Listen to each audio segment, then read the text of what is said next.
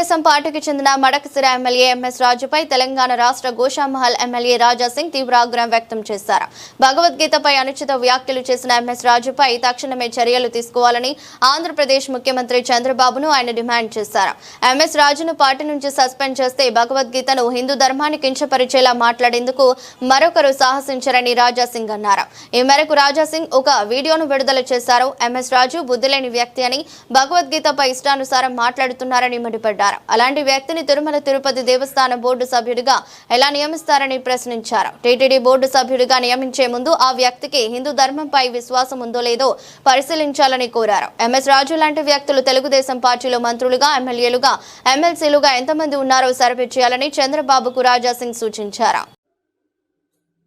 TTD board member మరియు TDP MLA MS రాజు అంట భగవద్గీత ఉపయోగమే లేదు ఆ విధంగా ఆయన కామెంట్ చేస్తుండు. నేను మా చంద్రబాబు నాయుడు గారికి ఒక రిక్వెస్ట్ చేయాలనుకుంటున్నాను. ఏ వ్యక్తికి, ఏ రాజకీయ నేతలకి టీటీడీ బోర్డు మెంబర్ పెట్టొచ్చా ఒకసారి మీరు చూడాలి. అదేవిధంగా టీటీడీ బోర్డు మెంబర్ పెట్టే ముందు ఆ వ్యక్తిలో ధర్మం పట్ల అభిమానం ఉందా లేదా, మర్యాద ఉందా లేదా, హిందూ ధర్మం పట్ల ఆ వ్యక్తికి నాలెడ్జ్ ఉందా లేదా ఒక్కసారి చూసిన తర్వాతనే టీటీడీ బోర్డు మెంబర్ ఇవ్వాలని మా నాయుడు గారికి నా ఒక నివేదిక.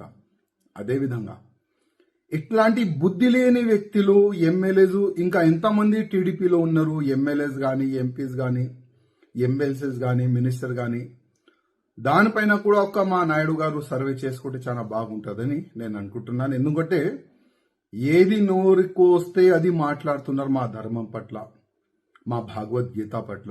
అది చాలా తప్పు. ఈ ఎమ్మెల్యే పైన మీరు చర్యలు తీసుకోవాలి, ఈయనకి సస్పెండ్ చేయాలని మా నాయుడు గారికి నేను రిక్వెస్ట్ చేస్తున్నాను.